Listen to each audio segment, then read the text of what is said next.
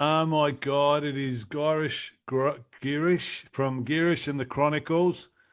And this is Dave from Amplify, Dave and Grace from Amplify. And we're here to find out something about this young man and his music, the band and everything. And if you know them, you know why you're here. If you don't know them, you're going to have a special little time here. So Hmm. go for it, Yeah. Gracie. Yeah, I guess just jumping right back from the start for you and the band, kind of how did you come together? Where did it all begin? Take us right back to the start. It's a long story. Back in the day, I was doing my engineering. We used to have these college festivals, music competitions and stuff. That's kind of where Hmm. I met our current guitarist. So, Yeah. yeah, fast forward, I dropped engineering. I just wanted to be in a band. I wanted to like follow the musical path, Hmm. because that's what I was good at from the very start. So eventually, yeah, so we we started jamming, performing at little clubs. Suraj, his name is Suraj, the guitarist. He also introduced Hmm. me to our drummer Nagin, and Yogesh, the bass player, who's also like uh, co-producer of the band. He's my own brother. We've always done things together since the very beginning. Yeah. So we're siblings, Yeah. and yeah. So a couple of years, of getting lost here and there. I went on a self exploration kind of a journey. I was in Nepal for a Hmm. year. I was in Delhi, and then eventually I came back, and I started the whole thing once again back in 2009. And so I Yeah. released our very first single named Angel, and eventually, the guys once again got together. We kind of restarted this whole thing, but this time it was almost going to be a solo project. But looking at everything, we thought, like, let's just give it a name, like Girish and the Chronicles. Hmm. Chronicles is a name I. It was a short-lived band that I had in Nepal for a Oh, couple of yeah. weeks. So yeah, I thought, I didn't want to let that go. So Yeah, yeah, bring it so back. ever since we've been just like, doing stuff, recording, releasing, touring. But 2014, we released our first album because that was the first time we got an opportunity to work with a record label, even if it wasn't so significant at that time, but it was something very encouraging for us because at that time there was no Spotify, no iTunes. Everything was Yeah. downloading. Everything was about downloading music for free. So it seemed like there was no future for releasing. We didn't even know like what platform should we release our album Yeah. on. It was just YouTube, I Yeah. think, at that time. Yeah. And and Wow. and Yeah. and how did COVID affect you? The 2 years. It's crazy, because all these years there have been so many times we've been uh like we've been as a band without any tours. At times we've been like without anything. So we were so used to all that. So COVID kind of felt normal in a way. But we did release two albums at that time. Luckily, we were signed with uh, a record label from Denmark for the Hmm. first one, which was like Rock the Highway, the album. And by the time that was released, our song Rock and Roll Is Here to Stay kind of got a little viral on YouTube, which led to Frontiers again, connecting with us. And then we once again released our next album about a year later, which was both during the lockdowns. I think that kind of might have helped us in a way because people were looking for new Yeah, music all the time at that yeah, time. Hmm. yeah, So yeah. yeah. Yeah. How Yeah. would you describe your sound? Yeah, so far everything we've done is like deeply rooted in the 80s, like hard rock, melodic rock, glam metal. It's a mix of everything, but we're primarily known for that very 80s sounding Def Leppard, Dokken, these kind of sounding bands. So yeah, And that's so that's maintained very close to that. Yeah. maintained since the start, or have you noticed changes as technology changed or anything like that? No. I think it's funny because when we started as a band, I was imagining that we would be more of like a classic rock sounding band, like more like Deep Purple, Led Zeppelin, and stuff like that. Mm. But every time we would create songs, we would automatically go into the chug mode, jig, jig, jig, jig, jig. That would just never go. So no matter how much we were trying, it would just end up sounding like, I don't know, maybe like Iron Maiden or something like Dokken or Rat or whatever. But the vocal style was more of heavy metal, you could say, like more Judas Priesty, Iron Maidenish. So Mm.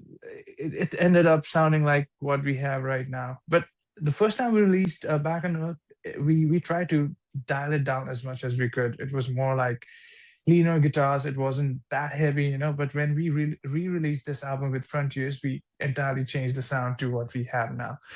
Mm. I'm just blabbering at this point. No. We call this an interview. Not blabbering. Yeah. You're answering.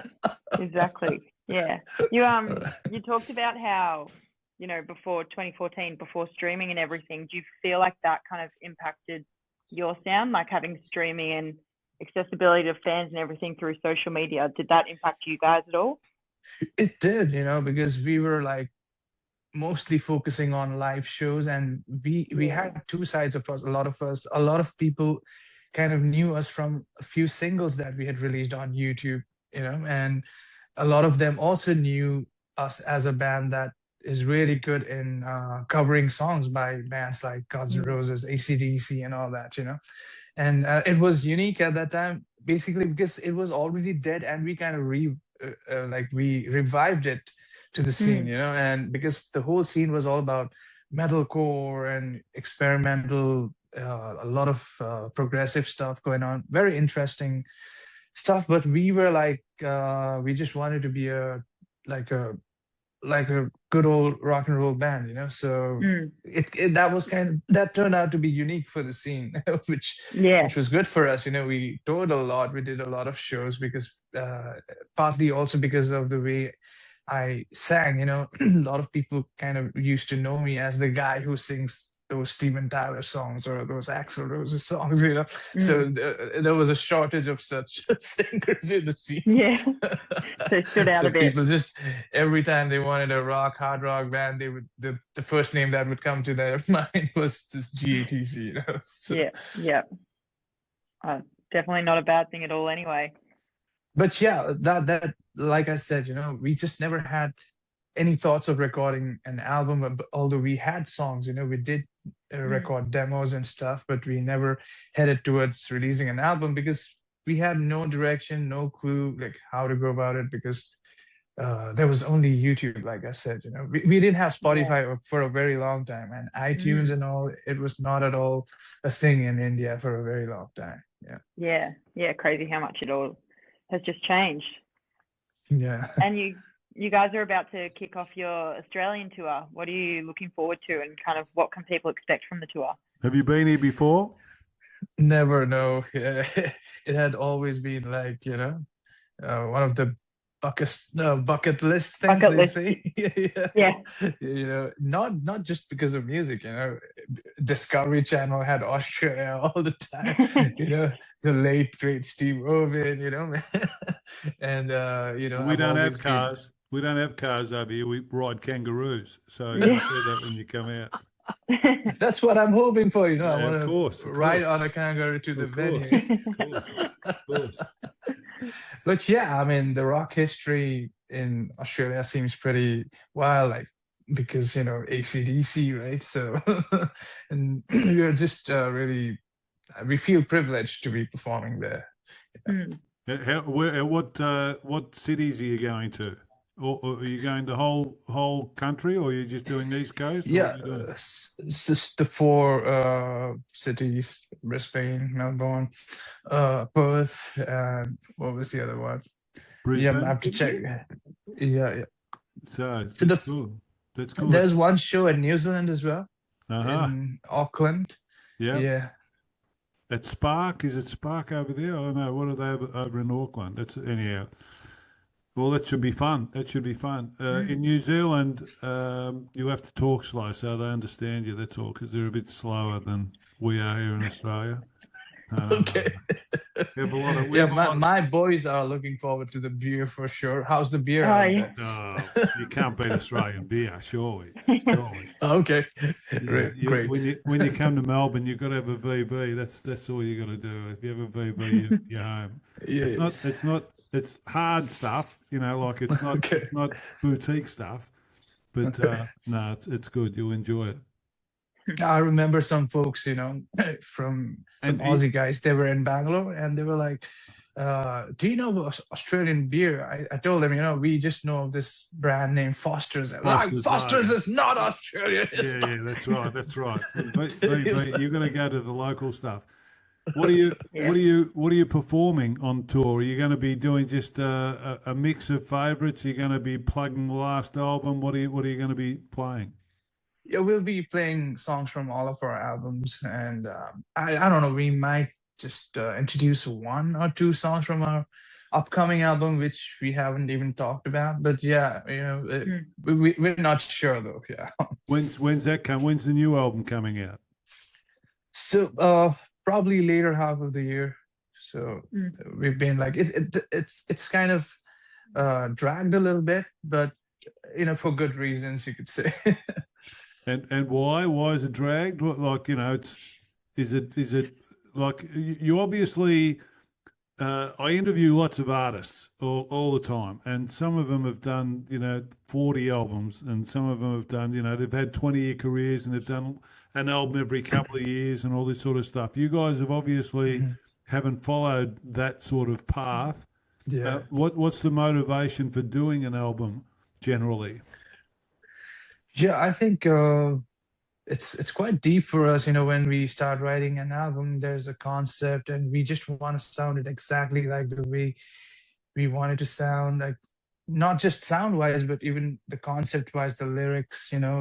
This time we followed a similar path, and we were like experimenting with guitar tones, drums, this, that. And plus 2025 was quite busy for us, because of America's Got Talent and all that, the whole tour that came with it. And it's like, okay, let's take our time and just see where we stand. And we were just looking for a good time for releasing an album, because there are so many albums and stuff coming out everywhere. We just want to make sure that we're seen and heard, because otherwise it'll just disappear in the mix, I guess. How much of it is on the drawing board, or is there, have you got a lot still to do after you come back from tour? Oh no, it's kind of complete actually. We're in the phase where we need to now start conceptualizing videos and artwork and stuff like that. Yeah, good work. If you could perform with any music artist, alive or dead, who would you choose and why? Oh wow! Anyone? Iron Maiden. Iron Maiden.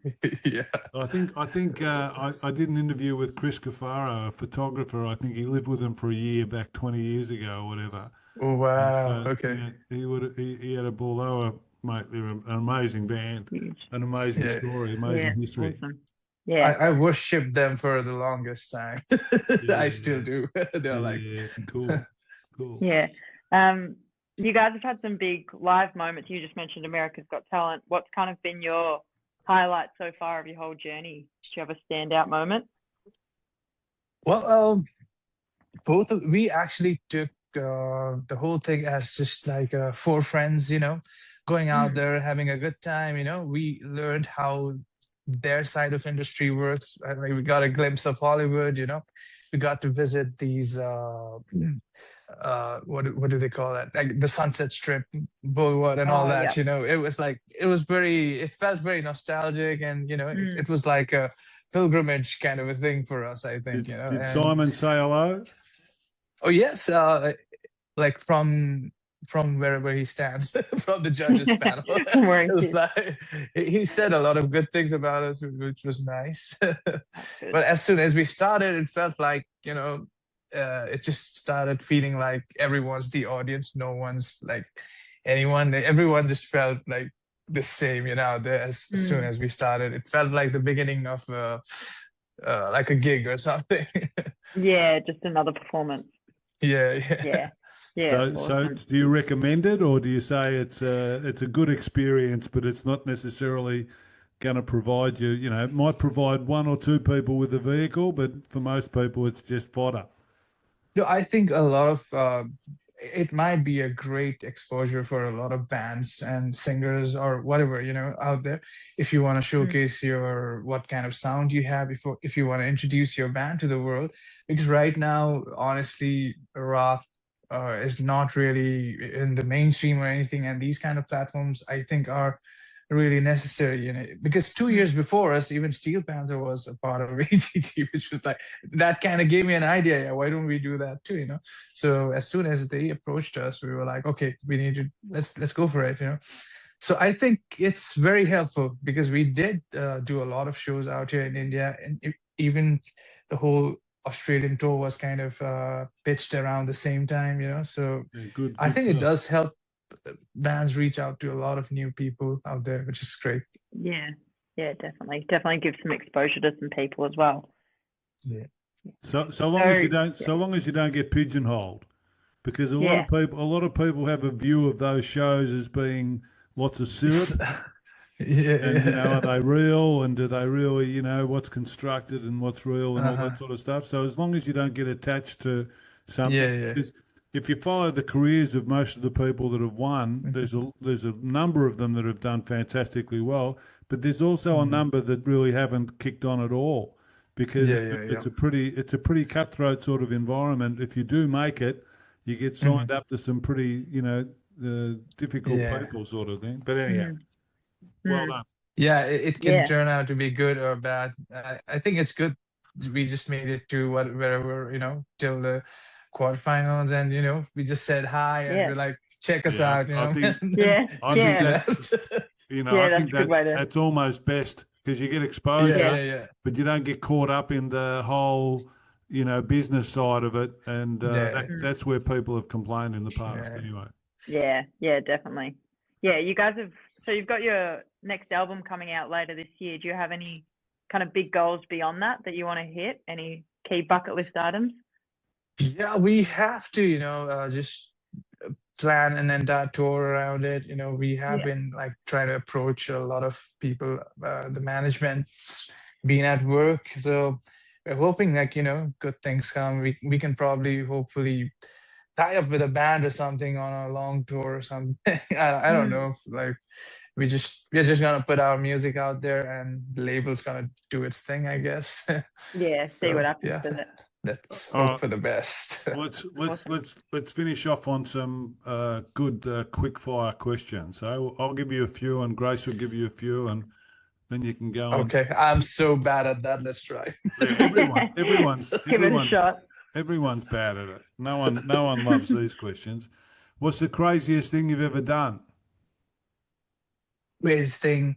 Well, the moment I dropped my college for being in a rock band in India, that might have been a very crazy thing. Yeah, that's crazy. It's mental. Although again, a lot of these things are twofold, because basically someone talks about crazy or something or other, climbing something or jumping or doing something amazing, and it's one of the biggest moments of their life. So when you say you stop doing something to do something, it might be crazy from one person's perspective, and from another person's, from your perspective, it was the perfect thing to do. So well done. What's one topic you can talk about for hours? Well, at a point in time, it used to be the fact that we lived in Hong Kong for a year, the whole band, and the place we were working in was like, it was like the red light area of that part of the city. It was like a crazy place to be in, man. Like, fringe benefits. Yeah, a lot of stuff going on, but more than that, it was just, where are we? That's the answer to the first question. What was the craziest thing you ever done? I guess so. For 12 months in Hong Kong. Yeah. So what's the subject you can talk about for hours? Is it call girls? That's funny. Well, for hours. A guy like me, man, I just talk about stuff like honestly, I'm kind of a nerd. I talk about the universe and stuff like that. I So love talking about conscious stuff, cultures. or more, AI, or more when you talk about the universe from a I spiritual like both perspective, a both the technical. sides of it. Yeah, I like both aspects of it. Because I like we out here in India, there are like a couple of epics which are like everyone knows of those stories, right? So they automatically take you to the spiritual side of the universe as well. But at the same time, I love the scientific aspect of it, of course, and not just that, geology. I can talk about geology, Geology. dinosaurs, Oh my Yeah. stuff God, like there that. we go. So I'm It's a that kind of a big guy. range. And Yeah. music, of course, I can talk about music for So hours. again, everything. So what's the one topic you can talk Yeah. about for hours? Everything. What Anything. what's the thing you like most about yourself? Your I hair. think I'm very grounded, very simple. I just like being a very simple, normal guy. Yeah. That sounds good. That sounds Mm. good. All right, go, And Gracie. a bit of a quick fire on some of your favorites. What's your favorite album? Wow. Okay. The first name that came to my mind was Number of the Beast. And favorite artist? Iron Maiden. Iron Maiden. Yeah. Was assuming it was going to be that. That's pretty straightforward. Yeah. You think so? Got a favorite movie? Wow, that's a tough one. The I think sound of music. it has to be the Lord of the Rings trilogy for me. Yeah. Then you can Really? choose 3 anyway. There you go. I think I like the second one, the Two Towers, right? The Yeah. most, yeah. Our favorite place to visit? Favorite place to visit is my home back in Sikkim, which every time I get a chance, because we have these mountains, these rivers, and it's just like that's my Can you thing. spell that? Spell that. Sikkim, Sikkim.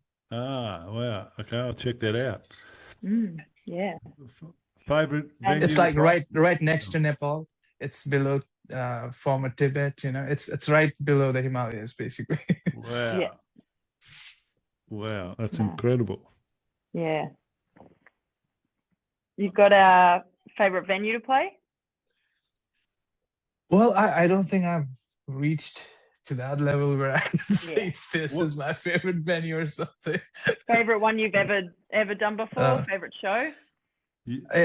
I love the experience we had with Guns N' Roses, especially the Abu Dhabi one, which was the Etihad Arena, which was like our first ever arena experience. So that was very unique to us. Yes. Yeah, that's huge.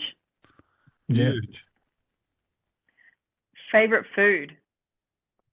Favorite food is we get these dumplings out here named momo. So if you happen to find a Nepali restaurant nearby, you'll find those things out here. There's one on the corner. We got one on the corner. We got one on every corner here, Nepali restaurants. What are you talking You'll about? have to go get one. Because the truth is, we are from India, but our mother tongue, our culture is all Nepalese, actually. So out here in Sikkim, majority of the people talk in Nepali. Favorite drink? Favorite drink? Well, currently it's actually Coke Zero because I quit drinking. It's funny. I love this thing called Virgin Pina Colada. I just love yeah. That's a good taste. Yeah. I think that's my favorite. Favorite person in history, apart from me? Alexander the Great. Really? Why? Yeah. I find it very inspiring. For a lot of people, I think he was just a conqueror and a tyrant, probably. But I kind of like the whole story of his ambitious side. The fact that he, being from a little place called Macedonia and conquering, the known world at that time, it it was about satisfying his ambitions more than anything, I think, so I kind of see that within us also, being from Sikkim, we have been trying so hard to be seen and be heard, and just perform everywhere we can. So it kind of feels inspiring. I love those kind of stories, where people just go on this huge journey. In fact, we have this epic called Ramayana here, which is a Hindu story where there's this demon king who, there are many versions of the story, but this version is where like this demon king kind of steals this a god named Ram's wife, and he goes on a conquest to get her back. So that's another favorite story of mine. I think I like such stories, basically. Yeah. Well, there you go. And favorite, are you a clean skin or do you have tattoos? Yeah, no tattoos. So no tattoos. I have never thought. I don't know. I think I'm just a lazy guy or something. And you call yourself a muser. I mean, over there in India, they've got, what's that stuff that the girls do on their henna. Oh, it's henna. called the mehendi, right? Yeah, henna. They've like got the henna whole or thing something, they do. brother. Yeah, so it wouldn't go astray to put, Iron Maiden, and if you've got these bands that you're following, Steel Panther, those. The funny thing is, I keep thinking, what would be the first tattoo I ever get, and lately I've been thinking it has to be two of my dogs. So that's what I'm thinking of. So if I'm getting one, I think the first one will be those two, like somewhere out there. Well, Girish, this has been an interesting conversation. Okay. So we're going to share around. What's your? We'll finish it here, and say thanks a lot for turning up and talking to us. Thank you so much for having me. Thanks a lot. Just jump on TikTok and put out short videos and all this sort of stuff, which most musos can't stand. Unless you conform, it's a pretty hard environment to work in. So, but anyhow, we're here. If you need anything, yell out. We'll try and help promote and do all that sort of stuff. And good luck with everything in the future. Good luck with the tour. Hope everything. Thanks so much. Thank you so much. Australia as well. Thanks, guys. Thanks a lot. All right, all the best. Hope to see you down the line. Well, you know how many we do, a million of these things, and everyone says we'll see you at a show. And I'm 68 this month. I can't even. I fall asleep at 8 o'clock these days. What are you talking about? Out of the show. So it's all good, man. All right. Well, thank you very much again. Awesome. Thanks a lot. All the best. See ya. Bye bye bye. All right. See ya. Bye.